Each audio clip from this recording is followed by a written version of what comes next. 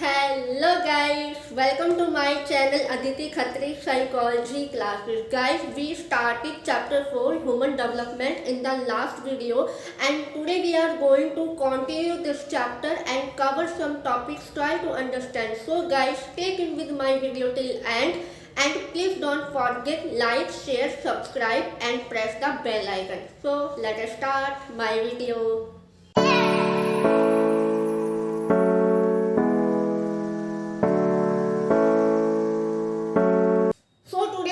Topic is factor influencing on child development. ऐसे कौन कौन से फैक्टर्स हैं जो चाइल्ड के डेवलपमेंट को इफेक्ट करती है। Have you observe in your class that some of you have dark colored skin and others have light colored skin, colors of your hairs and eyes are different, some of you are tall, others short, some of you are quiet or sad while others are talkative or cheerful. People also differ with respect to intelligence, learning abilities, memory, problem solving. Many psychological characteristics besides physical characteristics. इतने सारी variations में हम सब में एक ही चीज common होती है, we are all humans, right. Humans क्या है, हम तो सभी ह्यूमंस है, लेकिन उनकी कैरेक्टरिस्टिक्स, उनका physical structures are very different, right. ये किस वजह से होता है? ऐसे दो फैक्टर्स होते हैं जो हमें इन्फ्लुएंस करती है। First is the genetic factor, second is the environment factor. ये दोनों फैक्टर क्या है, हमारी चाइल्ड को डेवलपमेंट करती है। First is the heredity factor. Heredity factor is the transmission of the characteristics by every species from generation to next generation. Means that जो हमने अपने पेरेंट्स से जीन्स गेन किए हैं, हमारे पेरेंट्स ने अपने पेरेंट्स से जीन्स गेन किए हैं। फॉर एग्जाम्पल, ये हमारे ग्रैंड पेरेंट्स है, ये हमारे पेरेंट्स है और ये हम हैं। ये क्या है, एक जनरेशन से दूसरी जनरेशन में ये जीन्स क्या है, ट्रांसफर होता है। This is the process of the transmission, right. Second, we inherit genetic code from our parents which are every cell of our body. हमारे जेनेटिक कोड होते हैं, राइट, जो हमें हमारे पेरेंट्स से गेन किए होते हैं। वो जेनेटिक कोड क्या होता है, हमारे बॉडी के एवरी पार्ट या एवरी सेल में प्रेजेंट होते हैं। Okay, our genetic code are important way they contain of the human genetic code। हमारे जो भी जेनेटिक कोड होते हैं हमारे ये ह्यूमंस के लिए क्या है, सबसे ज़्यादा इम्पोर्टेंट होते हैं, क्योंकि because of human genetic code that is fertilize human egg grows into human baby can not grow into an elephant, a bird और माउस। क्योंकि जेनेटिक कोड क्या है, हमारे एक ह्यूमन के फर्टिलाइज एग की वजह से ही ह्यूमन बेबी का ग्रोथ होता है, ना कि उसके ग्रोथ एक एलिफेंट का होगा, ना कि बर्ड का होगा, ना कि कोई माउस का होगा। ह्यूमन का फर्टिलाइज एग से हो रहा है, तो वैसे ही क्या है, एक ह्यूमन बेबी का ग्रोथ भी ऐसे ही होगा, right. Fourth, genetic transmissions are very complex. क्यों है? Most of the characteristics are the different. The combination of the large number of genes 80,000 more than होते हैं, राइट। कितने सारे characteristics होते हैं, कितने सारे हमारे genetic genes मिलते हैं, right. It is not possible to produce all the characteristics। जो भी हमारे जेनेटिक जो भी जीन्स होते हैं, पॉसिबल नहीं हो सकता कि इसमें सभी तरह की कैरेक्टरिस्टिक्स आए जो हमें हमारी जेनेटिक स्ट्रक्चर में अवेलेबल हो। कुछ ही कैरेक्टरिस्टिक्स हमारे अंदर आती है, राइट। हेरिडिटी फैक्टर के अंदर दो टर्म को यूज किया गया है। First is the genotype, second is the phenotype. What is genotype? Genotype is the genetic material or a person genetic heritage is known as genotype. हमारे पेरेंट्स के जितने भी जेनेटिक मटेरियल, जो भी कितनी भी कैरेक्टरिस्टिक्स होती हैं, वो हम अपने जीनोटाइप में हम क्या है यूज करते हैं। यहाँ पर्सन जेनेटिक हेरिटेज होता है, right. Second is the phenotype. Phenotype is the way an individual genotype is express is observable measurable characteristics, right. जो जीनोटाइप हमने अपने पेरेंट्स से गेन किए हैं वो हम क्या करते हैं, फिनोटाइप के अंदर क्या है, हम ऑब्जर्व कर सकते हैं या हम उसको मेजर कर सकते हैं। ऑब्जर्व कर सकते हैं, कैसे कर सकते हैं, जैसे कि हमारी हाइट, हमारा वेट, हमारा स्किन कलर, हमारा जो भी आइज कलर है, जो भी कुछ ऐसे मटेरियल्स है जो हम क्या है खुद में ऑब्जर्व कर सकते हैं, that is called phenotype, right. देख ऑब्जर्वेबल कैरेक्टरिस्टिक, जो भी हम अपनी कैरेक्टरिस्टिक्स को ऑब्जर्व करते हैं, एक इंडिविजुअल का रिजल्ट क्या रहता है, वो इंटरेक्शंस होता है अपने इनहेरिटेड, जो भी अपना जेनेटिक फैक्टर होता है और जो भी इन्वायरमेंट में रह सकता है। This is the genetic factor. Okay, so guys, second factor is the environment factor.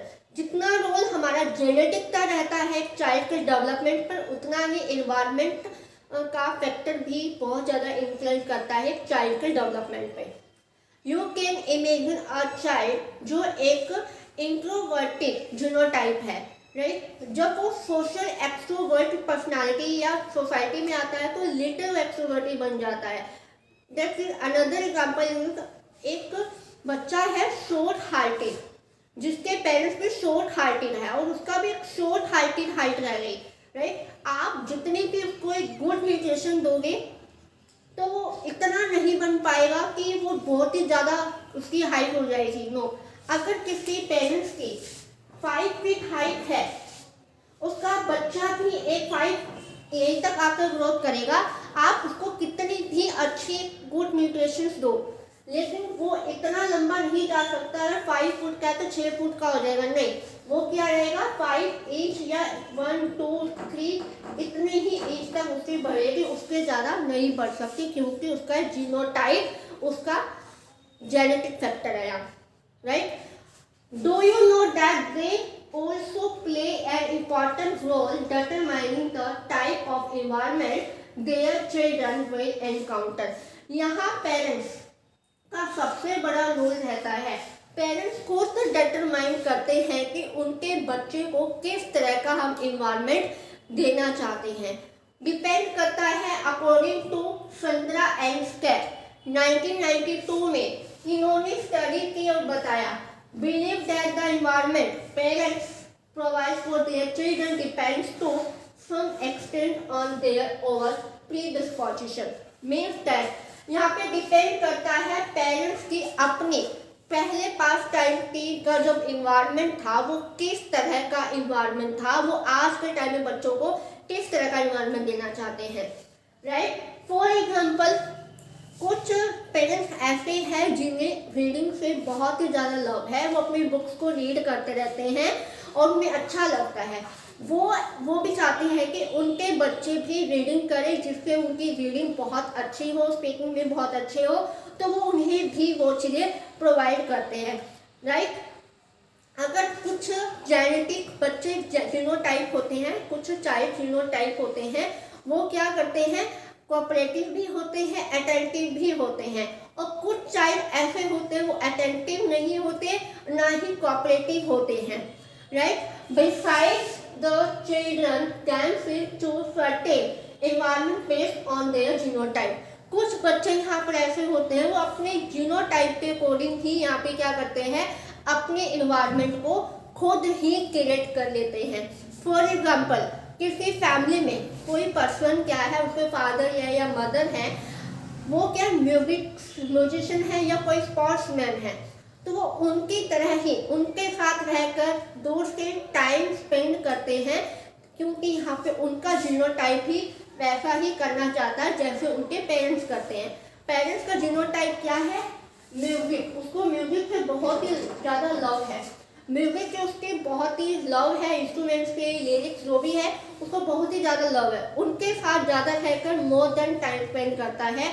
यहाँ पे बच्चा खुद ही इन्वायरमेंट को क्रिएट करता है, उनके ही जैसा क्या है लिरिक्स बनाना या इंस्ट्रूमेंट ज़्यादा लाइक करता है, राइट। वैसे स्पोर्ट्स में अगर किसी को क्रिकेट खेलना बहुत पसंद है तो उनकी तरह ही क्या वो क्रिकेट खेलने में सबसे ज़्यादा अपना टाइम स्पेंड करेगा, राइट। समझ में आया कि यहाँ पे खुद ही चूज करता है वो इन्वायरमेंट जीनोटाइप का, राइट। सेकंड आता है interaction with environment changing infancy and adolescence. यहाँ पे इंटरेक्शन होता है जब इन्वायरमेंट के साथ इन्फेंसी से लेकर एडोलेसेंस में क्या है यहाँ पे हम चेंजेस कर सकते हैं, अपने इन्वायरमेंट के अंदर चेंज कर सकते हैं, right. Environment influences are complex as the gene we inherited. यहाँ पे जेनेटिक भी बहुत ज़्यादा कॉम्प्लेक्स है, जो इन्वायरमेंट भी बहुत ज़्यादा कॉम्प्लेक्स है।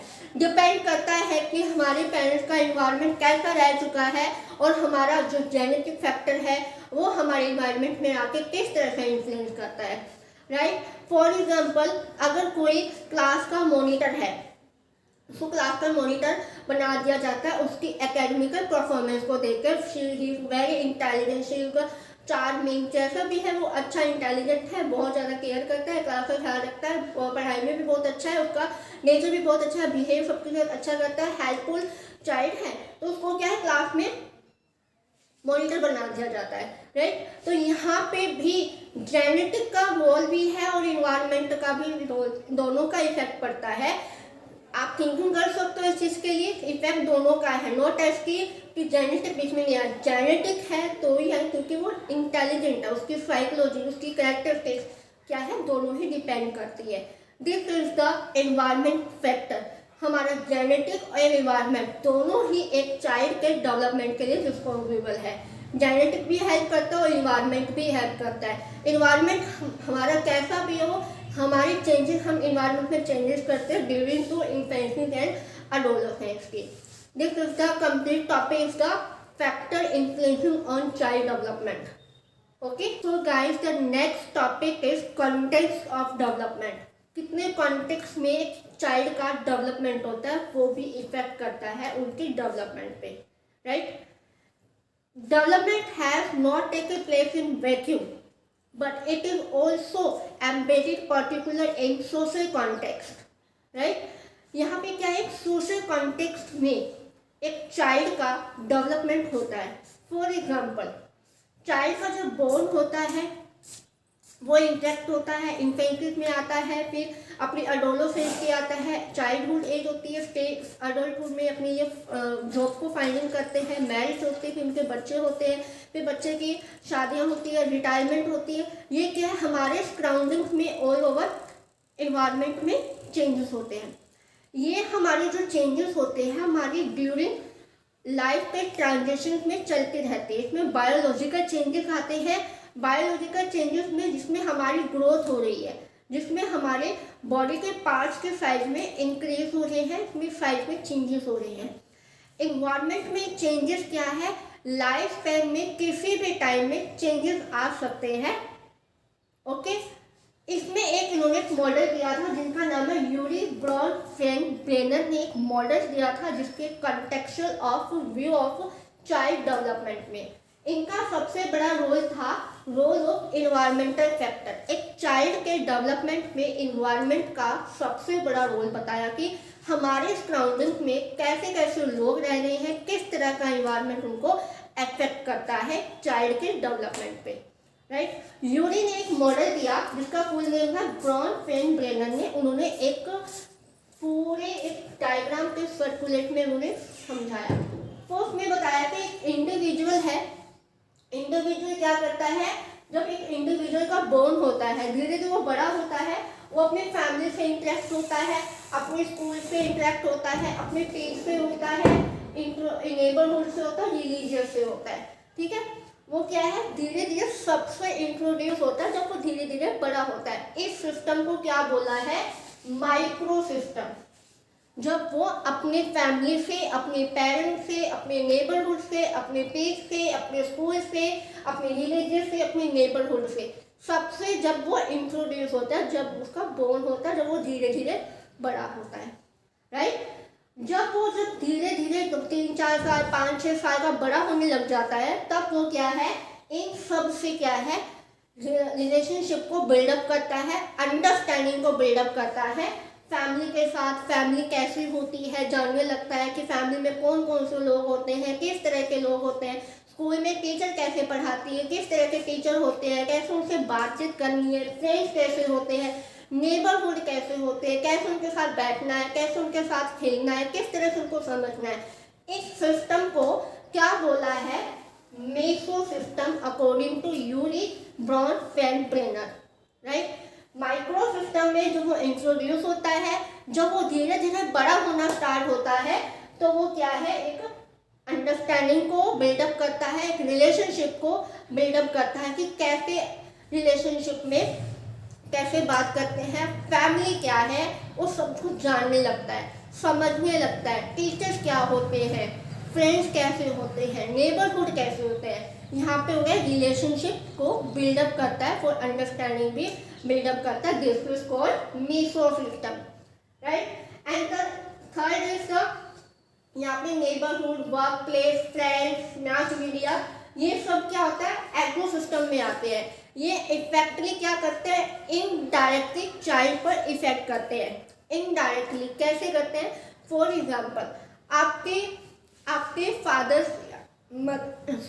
आपके फादर या मदर के कहीं ट्रांसफर हो जाते हैं किसी दूसरी स्टेट के अंदर, राइट, तो आपको भी उस प्लेस पर छोड़कर जाना पड़ता है। वहाँ के स्कूल, वहाँ के रूल्स, वहाँ के डिसिप्लिन, वहाँ का घर का जो इन्वायरमेंट, उस स्टेट का इन्वायरमेंट, वो भी आपको इफेक्ट करती है। इनडायरेक्टली आप उसमें एज्यूम होते हो। This is called agro system, right. Fourth is क्या होता है, मैक्रो सिस्टम। मैक्रो सिस्टम में क्या आता है, आइडियोलॉजिस्ट, एटीट्यूड, ट्रेडिशनल बिलीफ। यहाँ पे आप बिलीफ बनाना स्टार्ट करते हो, कल्चर बनना स्टार्ट हो जाता है। कल्चर बना लिया, क्या क्या बिलीफ होनी चाहिए, क्या क्या ट्रेडिशनल होनी चाहिए, किस तरह का होना चाहिए, एनवायरनमेंट में कैसे कैसे लोग रहते हैं, यहाँ पे आप ये चीज़ें बिल्डअप कर ले, तो वो होता है हमारा मैक्रो सिस्टम। धीरे धीरे सर्कल क्या है, बिग होना स्टार्ट हो जाता है। जब आप बड़े हो जाते हो, एक करोनो सिस्टम आ जाता है। एक टाइम ऐसा होता है जिसमें हमने स्टार्टिंग में ये चीज़ पढ़ी थी कि पूरी लाइफ टाइम में कभी भी हमारे इन्वायरमेंट में चेंजेस आ सकते हैं। सबकी लाइफ, सबका टाइम एक जगह नहीं होता।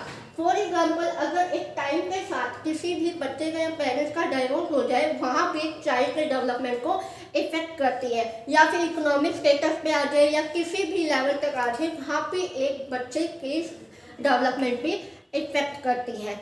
यूनी ने अपने इस मॉडल को ऐसे पूरे वर्ल्ड पर कैसे इन्वायरमेंट फैक्टर एक बच्चे के डेवलपमेंट पे इफेक्ट करती है, पर सेकेंड, पर मिनट, जहाँ वो किसी से बात कर रहे हैं या किसी से बैठे हैं या किसी से फ़ोन पे बात कर रहे हैं, जैसा भी है, किसी भी कन्वर्सेशन पे बात कर रहे हैं, चाहे वो इकोनॉमिक लेवल पे हो, चाहे वो स्कूल लेवल पे हो, चाहे कॉलेज लेवल पे हो, चाहे फैमिली के इनकम को लेकर हो, सबकी संख्या एक चाइल्ड के डेवलपमेंट पर इफेक्ट करती है।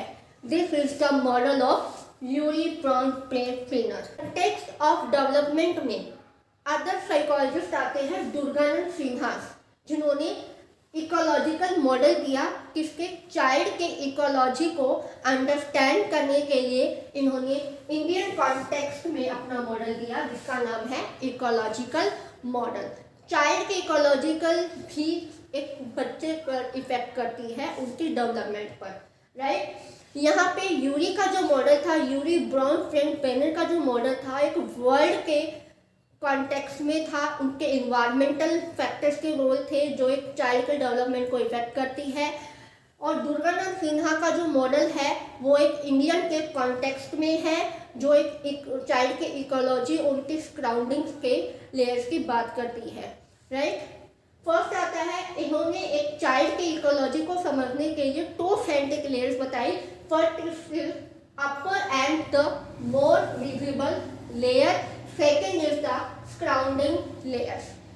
अपर and the more visible layer में क्या क्या चीजें आती हैं, सबसे ज्यादा most is the important is the home, school and peer group. ये तीनों ही चीजें क्या है, एक चाइल्ड के डेवलपमेंट को इफेक्ट करती है।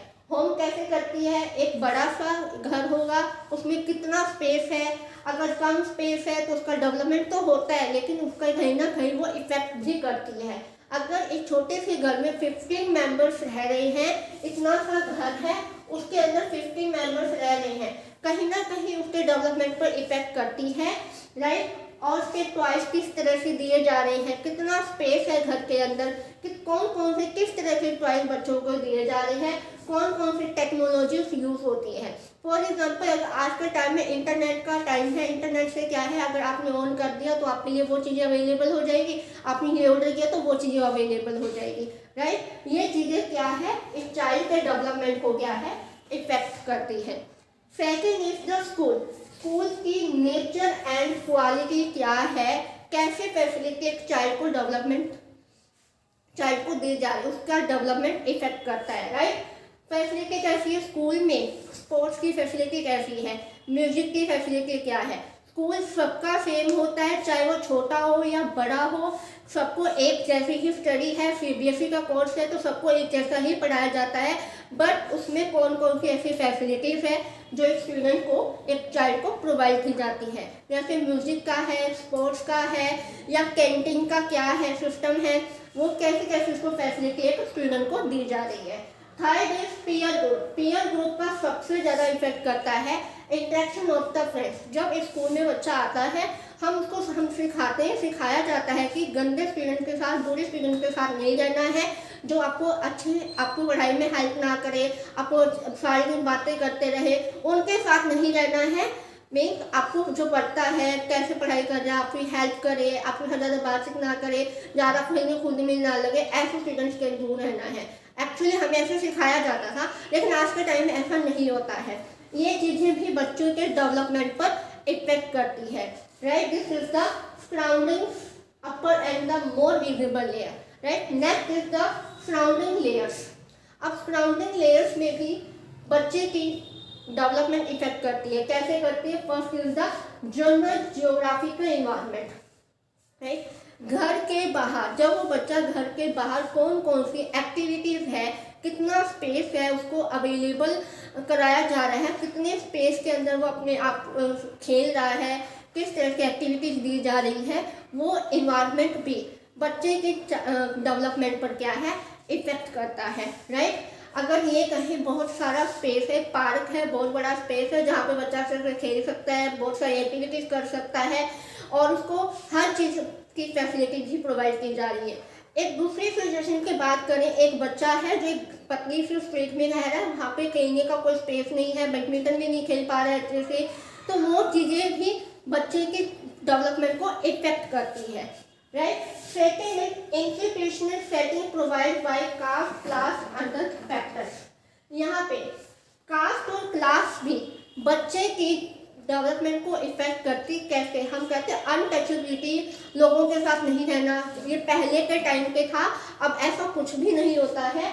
जैसे कौन सी क्लास है, वो बहुत ही ज़्यादा पुअर फैमिली से है तो उसके साथ नहीं रहना है, कैसे नहीं रहना, ये चीज़ें भी बच्चों की डेवलपमेंट को इफेक्ट करती है। कास्ट, हमें अनटचेबिलिटी है, ऐसी कास्ट होती है, बहुत सारी कास्टें होती हैं जिनके साथ हम नहीं रह सकते, बच्चों को हम सिखाते हैं, बट आज के टाइम पे ऐसा कुछ भी नहीं होता जिससे बच्चे के डेवलपमेंट को इफेक्ट करती है, right. Third is general amenities available to the child like during drinking water, electricity, means of the entertainment and so on.